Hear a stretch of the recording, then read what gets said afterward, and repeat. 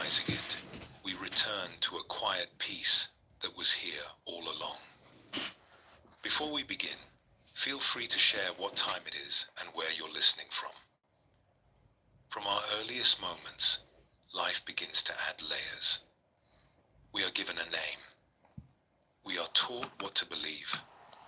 We learn to play certain roles and adopt certain ways of being. Year by year, these layers accumulate until we can hardly remember what was there before them. But beneath all these layers, something remains. Something that has never changed. This is what the Zen tradition invites us to recognize tonight. Not something new to find, but something ancient to remember.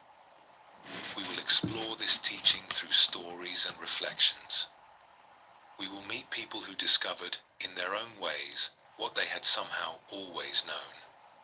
We will rest in the gentle truth that who we truly are has been here all along, waiting patiently beneath everything we have become.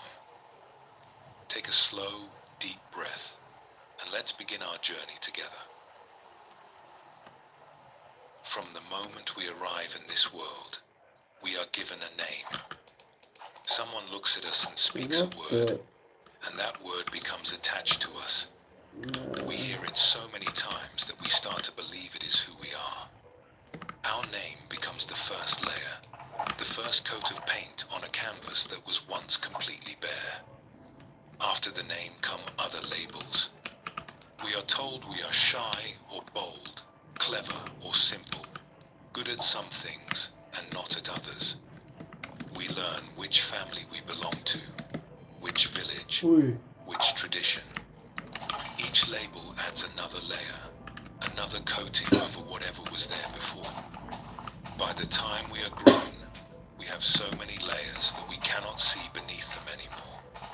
We look at ourselves and see only the accumulation of names and roles and histories. These feel so solid and permanent that we forget they were ever added at all. We forget there was ever a time before them. But Zen gently reminds us that before the first name was spoken, something was already present. Before anyone told us who we were, we already existed. That original presence did not need a name to be real, and did not need labels or descriptions. It simply was, complete and whole, needing nothing added. Tonight, we begin our exploration here, with this simple recognition. The names and labels we carry are useful things that help us move through the world and connect with others. But they are not the deepest truth of what we are. Beneath them, prior to them, something remains that has never been named.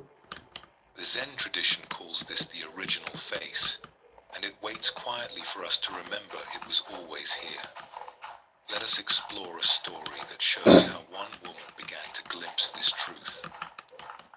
In a village nestled between two rivers, there lived a woman named Fen, who served as the keeper of records. Look at this. Look at my For 40 beautiful years, face, guys. she had documented every That's my birth, beautiful every face over death, there. every marriage, every transfer of land. Her careful handwriting filled dozens of thick books that lined the walls of her small office. The shelves reached from floor to ceiling, holding the written history of generations. Fen took great pride in her work. She believed that the records made things real and official, giving them weight and permanence. When a child was born, it was her pen that inscribed the name and date, and this act of writing felt like it completed something important. Before the record, there was just a baby. After the record, there was a person with a place in the world. The villagers respected Fen and her books. When disputes arose about boundaries or inheritances, they came to her small office with its ink-stained desk and permanent smell of paper. When someone needed to prove who they were or where they came from, her records provided the answer. In a way, she held the identity of the entire village in her small, careful hands. She had started as a young apprentice, learning from the previous record keeper, an old man who had treated the books almost like sacred objects. He taught her that every stroke of the brush mattered, that every name written was a kind of promise to remember. When he passed away, she took over the work and never questioned its importance. The records were truth. The records were permanence. Without them, how would anyone know who was who? One autumn afternoon, as yellow leaves drifted past her window, a stranger arrived in the village.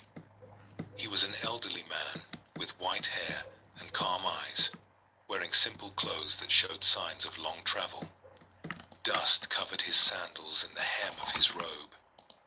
He carried nothing but a walking stick and a small cloth bag that seemed nearly empty. The village headman brought the stranger to Fenn's office, as was customary with newcomers.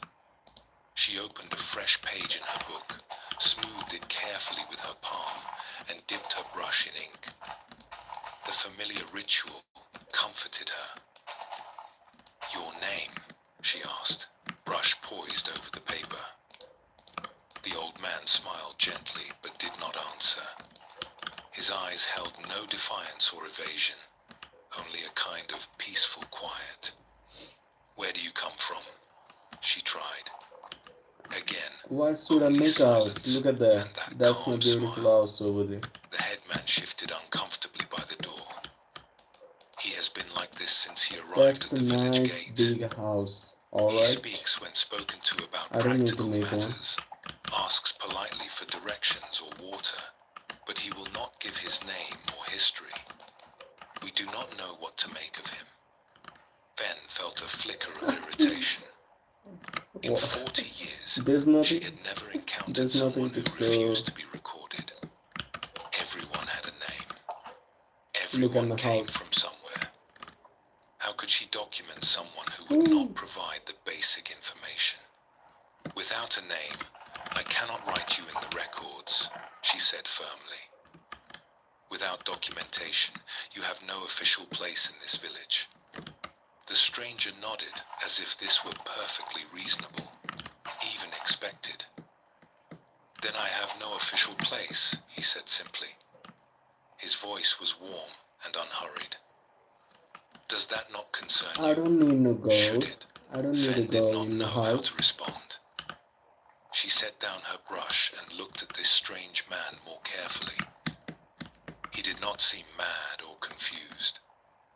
His eyes were clear and attentive. He simply seemed at ease with having no documented existence. In the days that followed, the stranger remained in the village. The No, headman could find no no, reason I to don't. expel him, as he caused no trouble and broke no rules. He helped with the harvest, moving slowly but steadily alongside the farmers, his aged hands still capable of useful work. Okay. He shared meals with whoever invited him, always courteous and fully present. He sat by the river in the evenings, watching the water flow past, seeming to want nothing more than to witness the world around him. The villagers did not know what to make of him. Without a name or history, What's a they string could not farm? place him I in don't their know how to make a understanding of string things. farm. Some were suspicious, wondering what he might be hiding. Others were curious, drawn to his quiet presence. A few simply accepted him as he Hi, was, Angry Frog enjoying Attacker. his company That's without a needing to nice name you categorize him. got. Children Angry Frog especially seemed Attacker. comfortable around him, Angry perhaps Frog because they had Attacker. not yet learned that everyone must fit neatly into records and categories. Fenn found herself watching him more than she cared to admit. His existence troubled her in ways she could not quite name. I mean, Her entire life's work hi rested on the belief that people needed to be documented to ABCD125GB6SU. be How you real, doing? to have a proper You're place. having a good day? Yet here was a man who seemed perfectly real, perfectly present, perfectly at ease, despite having no place in any record. He existed fully, and her books knew nothing about him. She caught herself thinking about him while she worked, while she ate her evening rice, Oh, Oh, while she lay and why awake is at that night. so? It was Were as you if he had asked her a careless question without or speaking, and she could not rest until she found the answer. One evening, after her day's work was done, she found herself walking to the river where the stranger often sat. The sun was setting, turning the water to gold and amber.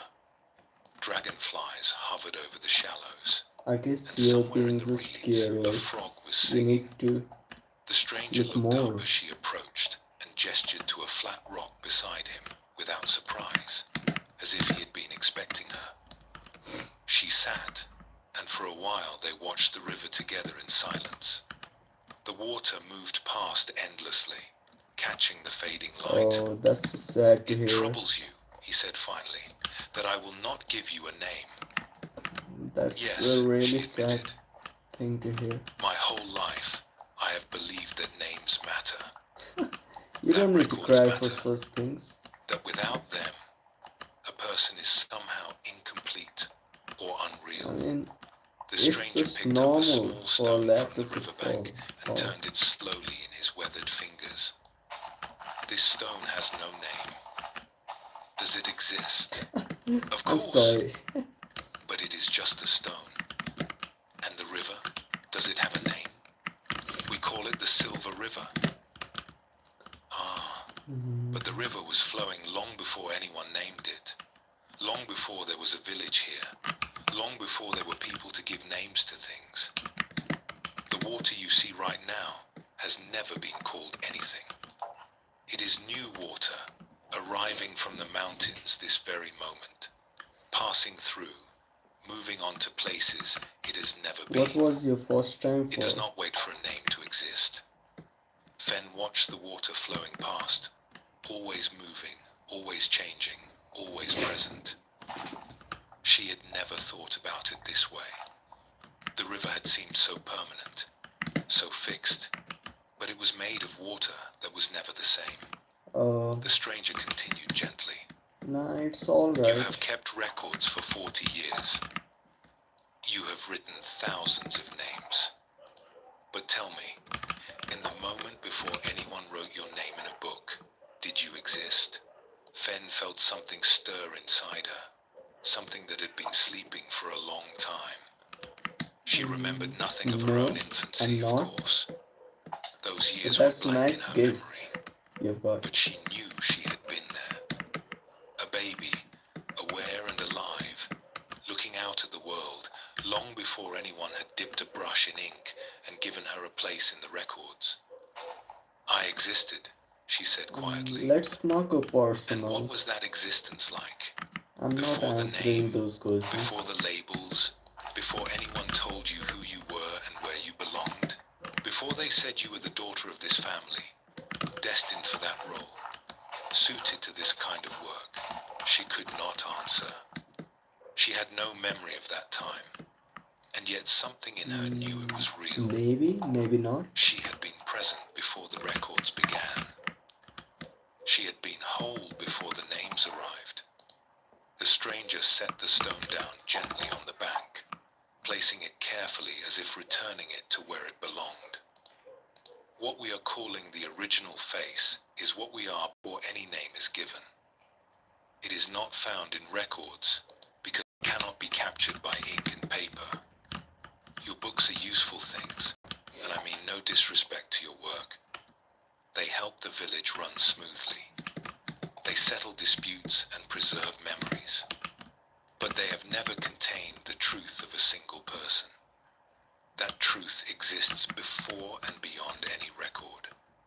Fen sat with this for a long time as the light faded from the sky and the first stars appeared.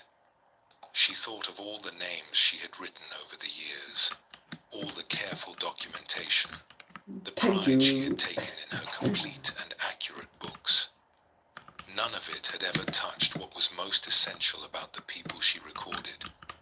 The names were like signs pointing towards something they could never hold. When she finally returned to her office that night, walking slowly through the quiet streets, she looked at her shelves of books differently. They were still valuable, still useful, still I'm worthy of 20. care. 20 But they years were old. not what she had believed them to be. 20. They were not containers of identity, only 25. references to something much deeper that no book could ever capture.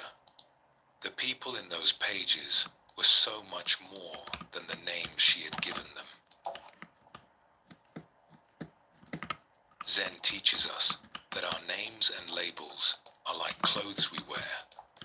They serve a purpose and help us navigate the practical world of families and villages and I responsibilities. mean, you can take a But guess just as we are not how our old do I clothes, sound. we are not our names.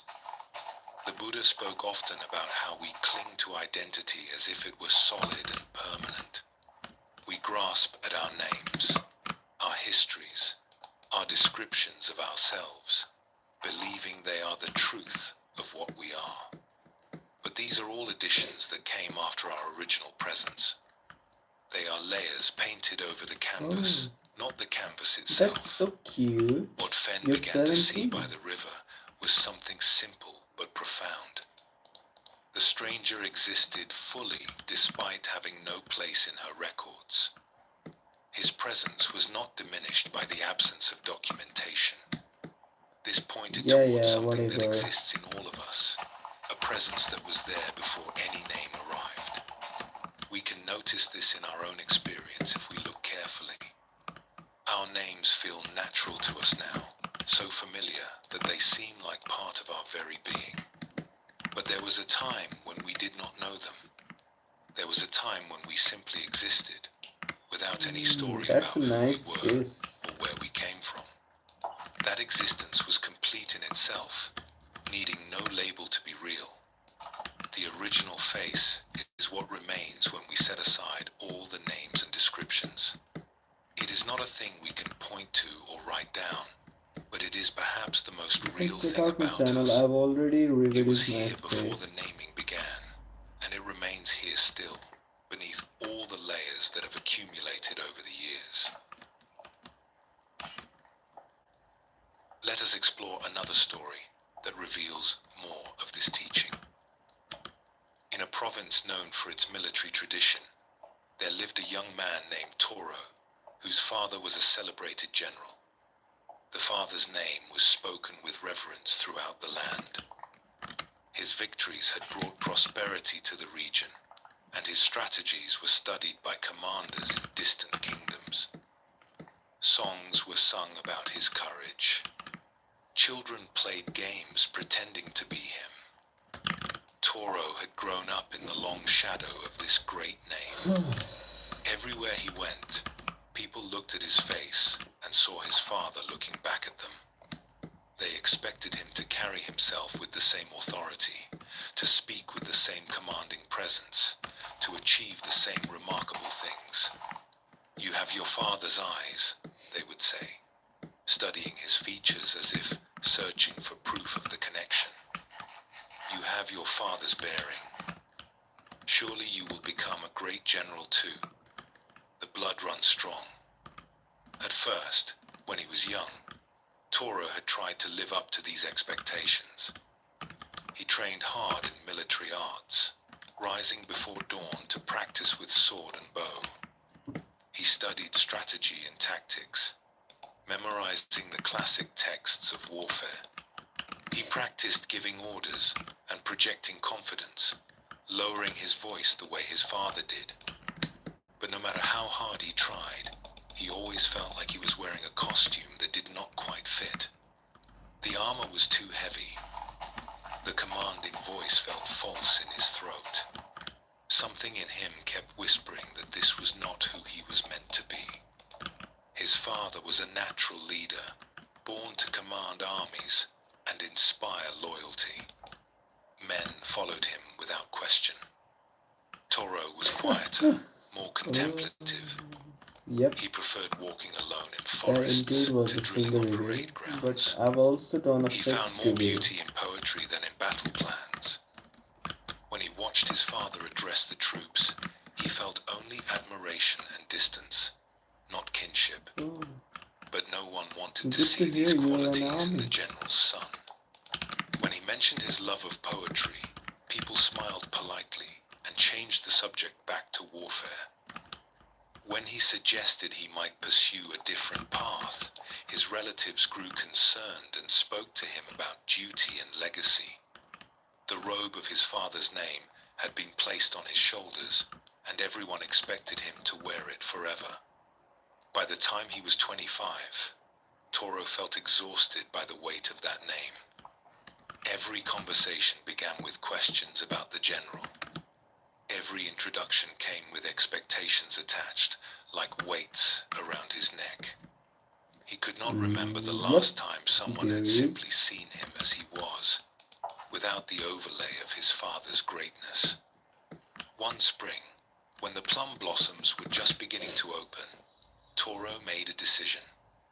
He would travel to a distant province where his father's name was unknown. He told his family he was going on a pilgrimage, which was partly true. He was searching for something, though he could not have said exactly what. The journey took many weeks. He traveled through mountains where the paths were narrow and steep, past rivers swollen with snowmelt, through valleys where farmers looked up from their work to watch him pass. With each mile, he felt something loosening in his chest, as if a tight knot was slowly coming undone. He reached a region that felt completely different from his homeland. The customs were different, the accent was different, even the trees and birds seemed unfamiliar. No one here had heard of his father. No one looked at his face and saw a reflection of someone else. Name is unknown? He stopped at a small inn in a village What are you surrounded talking by about? green rice paddies. The innkeeper was an elderly woman named Sana, with a weathered face that spoke of many years and kind eyes that seemed to see more than they revealed. She showed him to a simple room with clean bedding and a view of the mountains, and brought him tea without asking any questions about his family or purpose. Over the following days, Toro found himself staying at the inn longer than he had planned. Man, He helped with see the small leg. tasks, finding The comfort in leg I'm simple work. facing is He repaired a section of beyond fence that had anything. begun to lean. He carried water from the well each morning. He swept the courtyard in the evenings.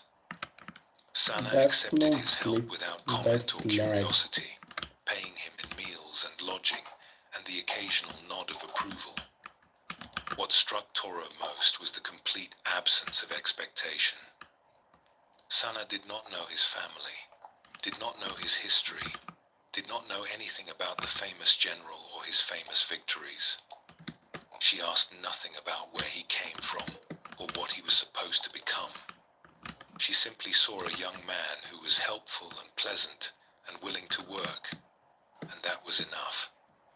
For the first time in his memory, Toro felt a strange lightness. He woke each morning without the familiar weight of his father's name pressing on him before he even opened his eyes.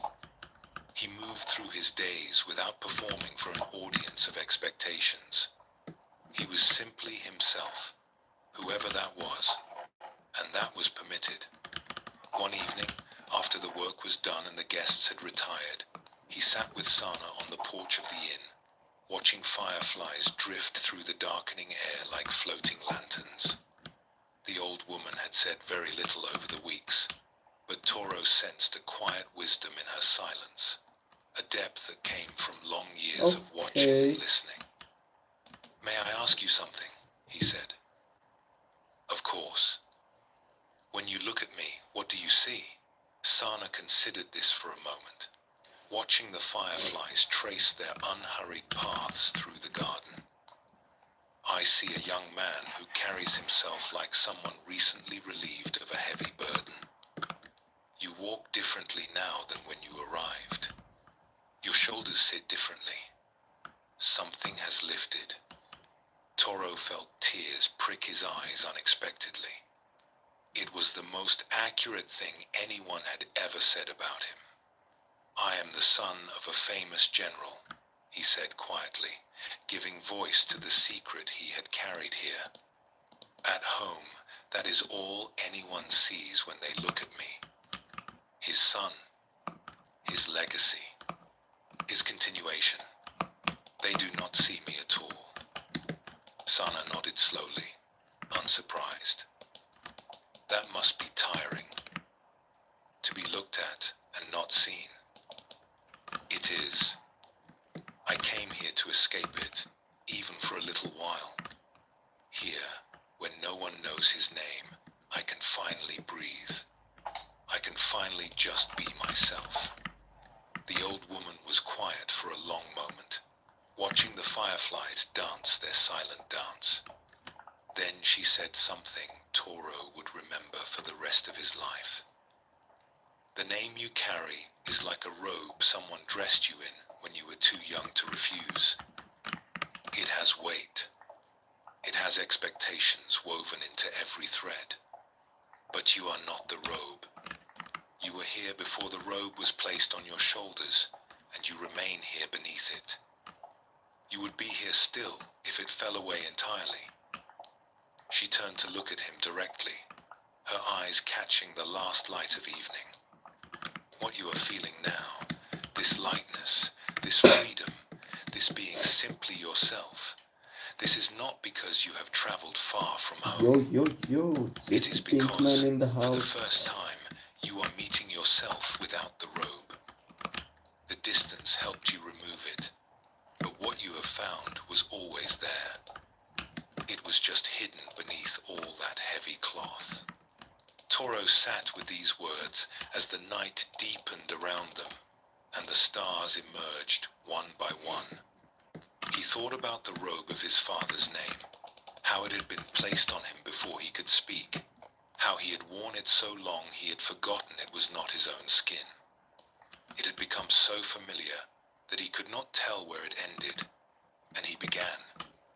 Here in this distant place, he had slipped out of it briefly, and what he found underneath was not nothing. It was not emptiness or confusion or the absence of self. It was something quiet and present and real.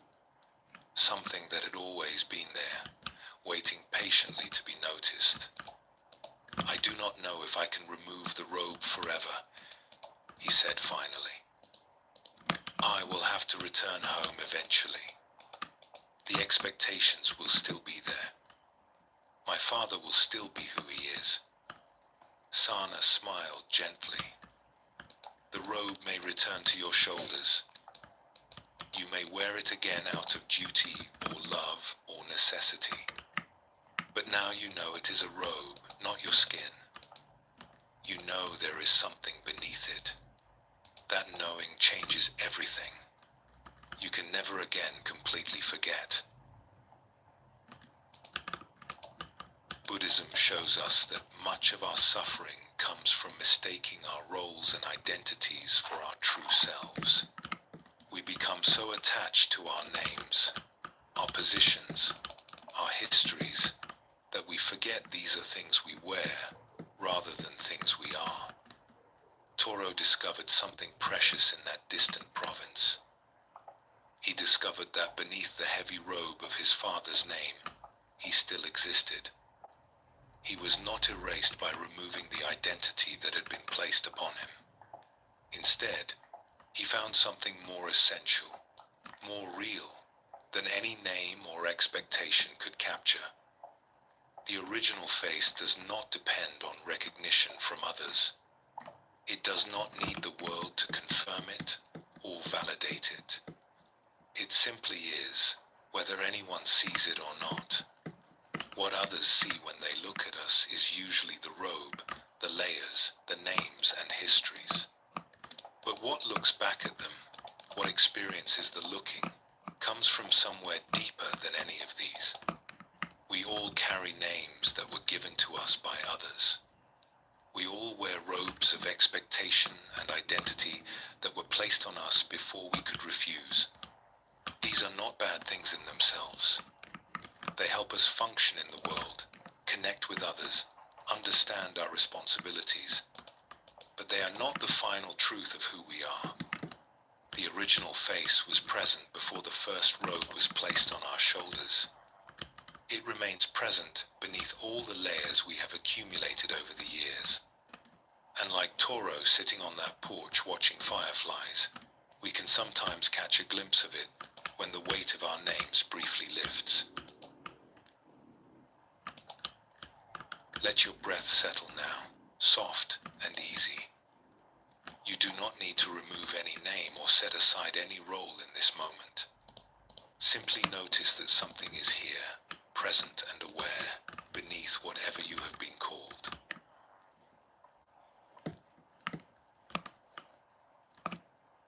We spend our lives gathering things, not just objects, but knowledge, skills, opinions, and ways of understanding the world. From our earliest years, we are taught and trained, filled with information about how things work and what we should believe. This learning is valuable, and it helps us navigate our days with competence and understanding. But somewhere along the way, we may begin to feel that we are what we have learned. We identify with our knowledge, our skills, our accumulated understanding. We feel that without these things, we would be somehow less, somehow incomplete. Zen gently invites us to look more carefully at this assumption. Before we learned anything at all, we were already here.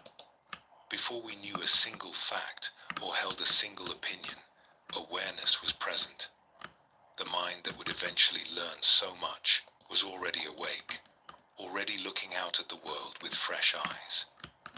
This is another doorway into understanding the original face.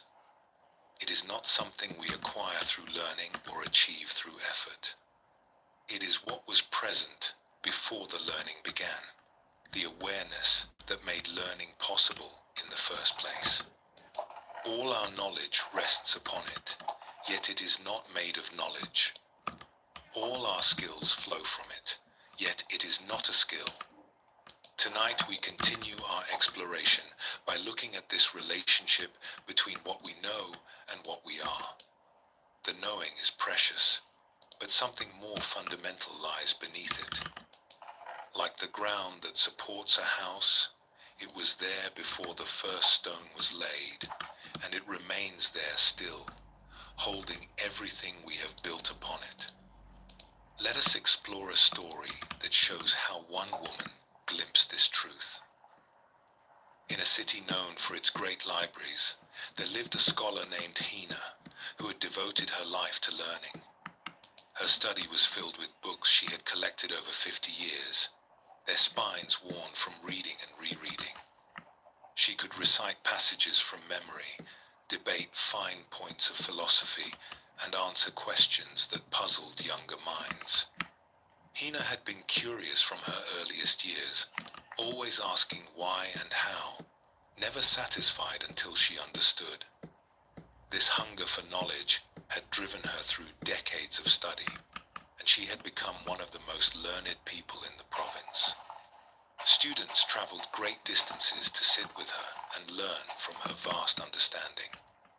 She took quiet pride in what she had accumulated.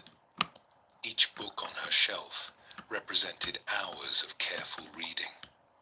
Each piece of knowledge had been hard-won through concentration and effort. Her mind felt like a well-organized storehouse, filled with treasures she could draw upon whenever needed. One afternoon, her young granddaughter Miri came to visit. The girl was only 6 years old, still new to the world, and full of questions about everything she encountered. She wandered through Hina's study, looking at the towering shelves with wide eyes. "Grandmother, have you read all these books?" "Most of them, yes." "Do you know everything?" Hina smiled. "No one knows everything, but I have learned a great deal over many years."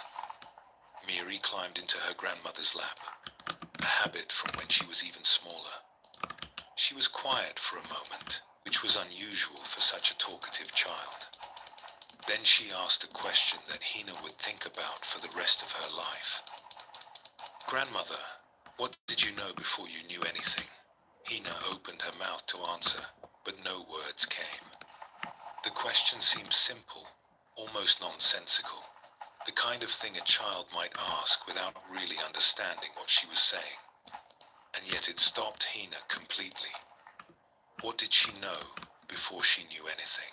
She thought back through her life, trying to find the beginning of her knowledge. She remembered learning to read, the slow process of connecting symbols to sounds and sounds to meanings. Before that, she remembered learning to speak, the words gradually becoming tools she could use. Before that, she remembered very little, just vague impressions of warmth and faces and light. But she had been there, even before the memories began. She had been present, aware, alive, looking out at a world she did not yet understand or have words for. That presence had not required knowledge. It had simply been there, complete in itself. I do not know how to answer that, Hina admitted finally. Miri seemed unconcerned. She had already moved on to examining a carved wooden box on her grandmother's desk. But the question remained with Hina like a seed planted in fertile soil. In the days that followed, she found herself returning to it again and again. She would be reading one of her beloved books and suddenly wonder what was there before she could read. She would be forming an opinion about something and pause to ask what was there before she had any opinions at all. She began to notice something she had overlooked her entire life. All her knowledge, vast as it was, rested on something that was not knowledge. There was an awareness present before any learning occurred, and this awareness was still here now, unchanged by all the information that had been poured into it over the decades. Her books had filled her mind with content, but they had not created the mind itself. The ability to learn had preceded the learning. The capacity to know had been there before she knew anything at all. One evening, she sat in her study as the light faded, not reading for once, just sitting quietly with her granddaughter's question. She looked at her shelves of books, and for the first time she saw them differently. They were precious, yes, but they were also additions. They had been placed upon a foundation that was already complete. She thought of herself as a small child, before words, before concepts, before any understanding of the world had taken shape. That child had been fully present, fully aware, fully alive, not incomplete, not waiting to be filled, just there, looking out at everything with eyes that had no names for what they saw. That same awareness was here now, she realized. Beneath all her learning, beneath all her carefully constructed understanding, something remained that had never changed. Her knowledge had grown enormously, but the awareness holding that knowledge was the same awareness that had looked out from her infant eyes. This was the original face her Zen readings had spoken of. Not something to be achieved through study, but something that was present before study began. All her learning had been valuable, but it had also obscured something more fundamental. She had been so busy filling herself with knowledge that she had forgotten to notice what was already there, empty and complete, before the filling started. Zen teaches us that our deepest nature is not something we acquire or construct. We spend our lives building an understanding of the world, and this building is necessary and good. But we can become so identified with what we have built that we forget the ground it stands on. The Buddha spoke of consciousness as something that exists prior to its contents. Before a thought arises, awareness is present. Before an opinion forms, something is there to hold it. This prior awareness is not empty in a negative sense.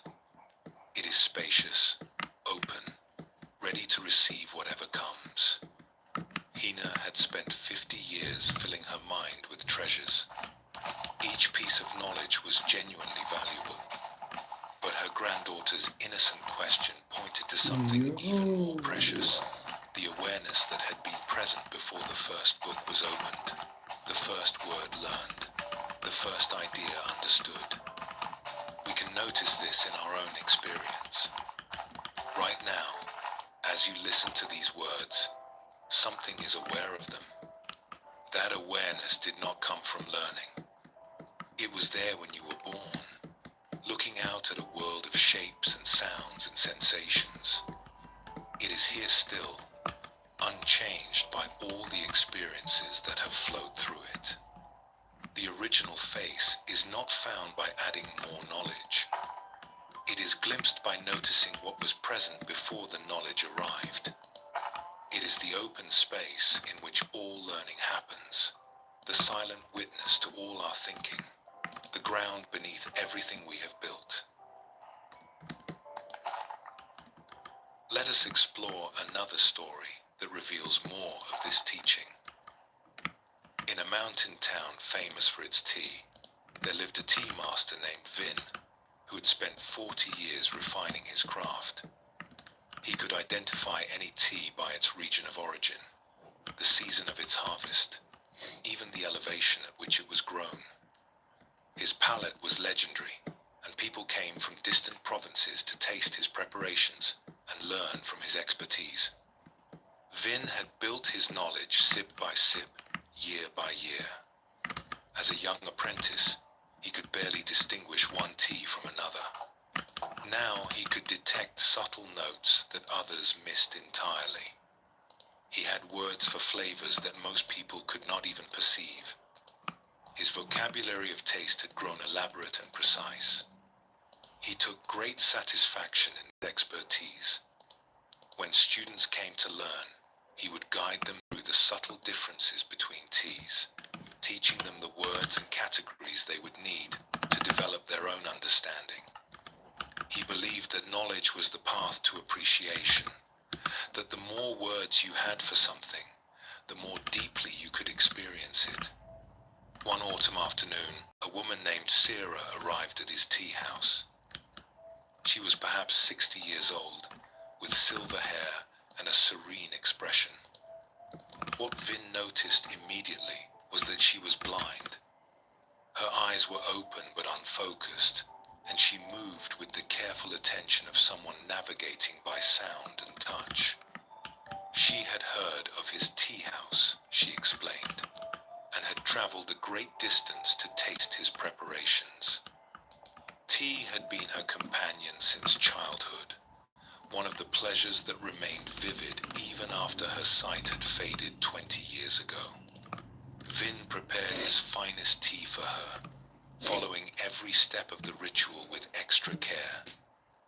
He watched as she lifted the cup, inhaled the fragrance, and brought it to her lips. She drank slowly, holding each sip in her mouth before swallowing. Her face changed as she tasted. Not dramatically, but in small shifts of expression that Vin found himself watching intently. She seemed to be having a different experience than his usual guests, though he could not say exactly how. When she set down her cup, she was quiet for a long moment. Then she said something that surprised him. "You have great knowledge of tea. I can tell by how perfectly this was prepared. But I wonder if I might ask you something." "Of course. When you taste tea now, do you taste the tea itself, or do you taste your categories?" Hello. Vin did not Good to see you understand. back. "What do you mean?" Where were you? "I have no formal training," Sarah explained. "I never learned the proper words for what I taste. What's When I that? lost my sight, Ignorance. my other senses became more vivid. Now when I drink tea, I simply Is taste it good? There is the warmth, the bitterness, the sweetness, the way it changes as it moves across my tongue. I have no names for these things. I just experience them directly." She paused, choosing her next words carefully. "Sometimes I wonder if names create a distance between us and what we are experiencing." Before I knew the word for bitter, I knew bitterness itself. The word came later and built a wall between me and the direct taste. Now I try to taste what is there before the words arrive.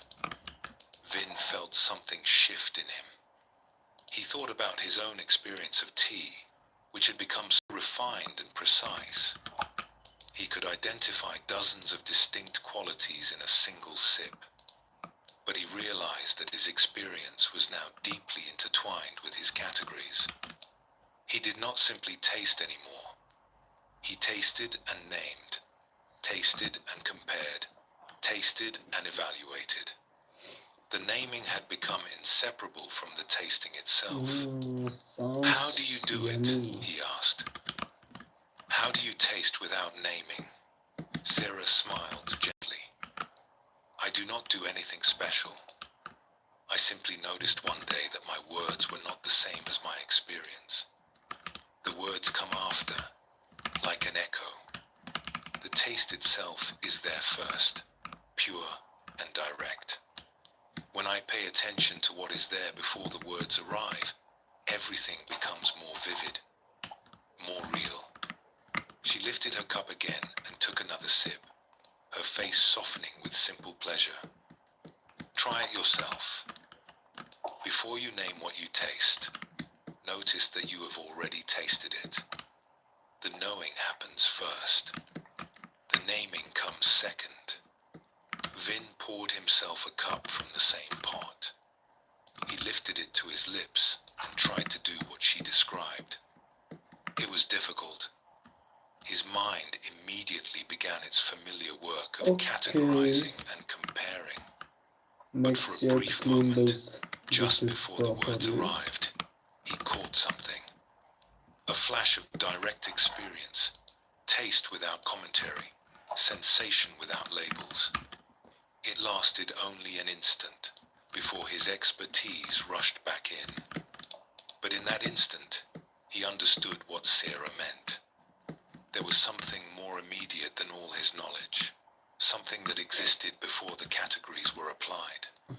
His 40 years of learning had given him many things, but they had also covered over the simplest thing of all, the direct experience that was there from the very beginning. I tasted tea for the first time when I was a small boy, he said slowly. I had no words for it then. I did not know good tea from poor tea, high mountain from low valley. I just tasted something warm and slightly bitter and strange. That tasting was complete in itself. Sarah nodded. And that same tasting is still here now, beneath all your expertise. Your knowledge has not replaced it. It has only covered it over. The original face of your experience, the direct knowing before words, is still present. It has been present all along. After Sarah left, Vin sat alone in his tea house for a long time.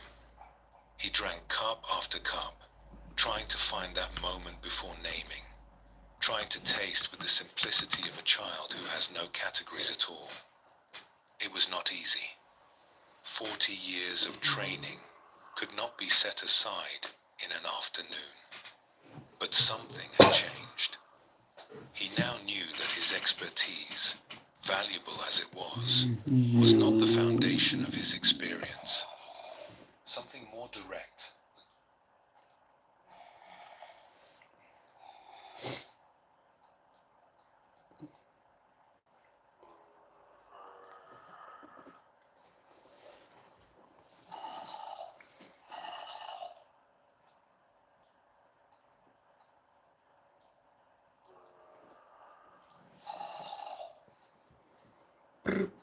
Patapim, tralala, tralala.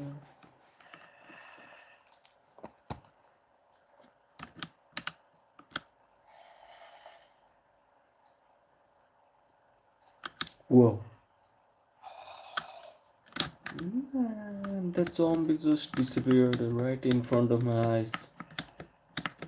What's going on?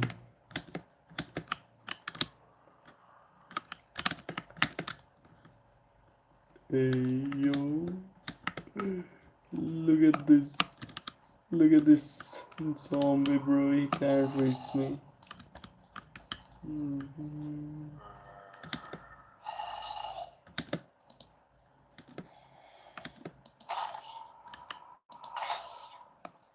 Mm.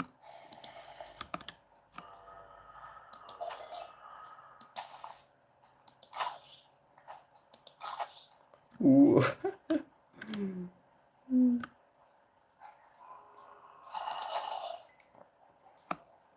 Yo. Oh, fucker. Ooh. And this guy has a shovel, man. The other one has a wheat seed.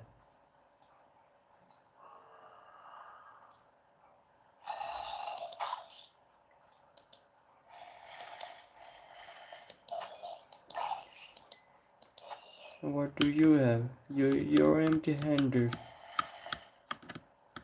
That's sad. That's quite sad.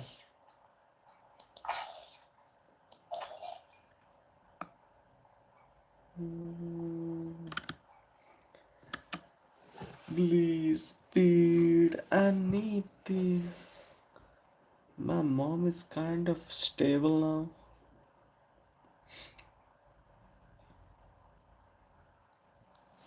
Uh, uh,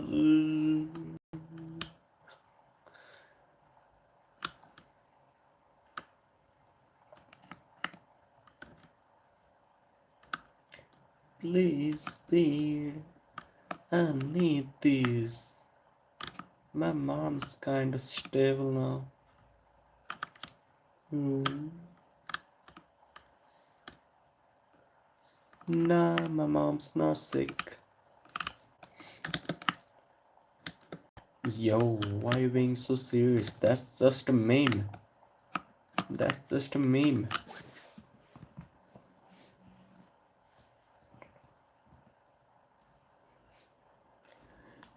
Please, bear, I need this. My mom's kinda homeless.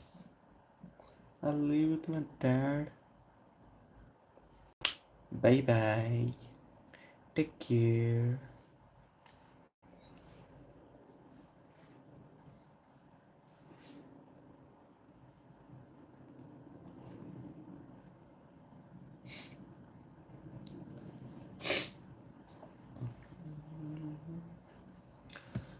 Brr, brr, patapim, tralalelo, tralala.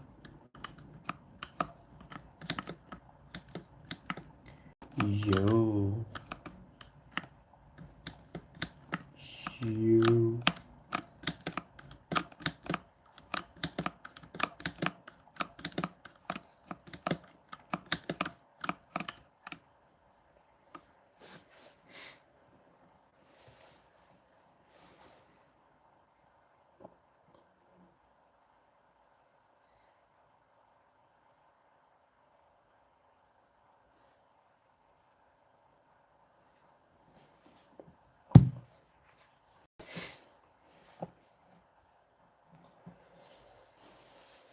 Brr, brr, patapim, tralalelo, tralala. Brr, brr, patapim.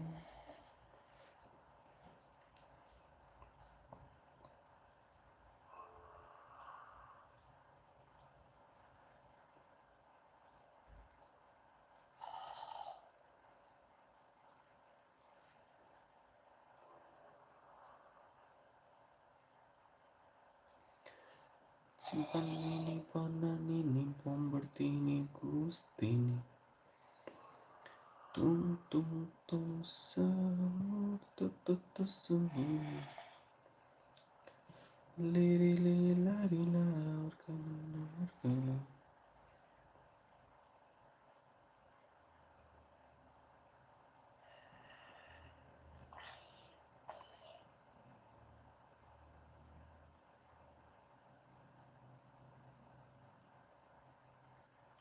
Bombertini, gustini.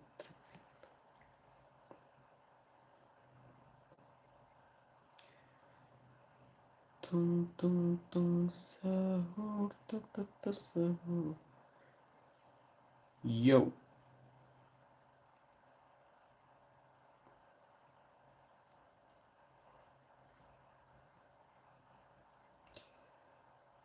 Lyrics coming at subsonic speed. Look at that. Creep. Oh my god. 1, 2, 3.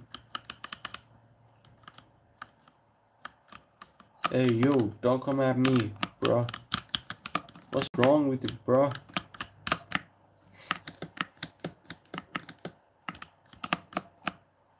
Where the fuck did he go? Yo, he's right there. I mean, hardcore creepers are pretty scary, by the way. Last time I was blew off just in one shot.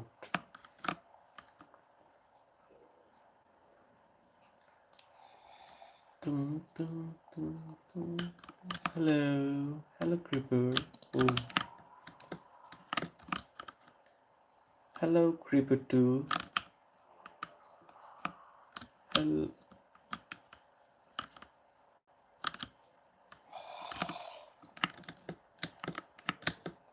Whoa. Okay, nothing's there.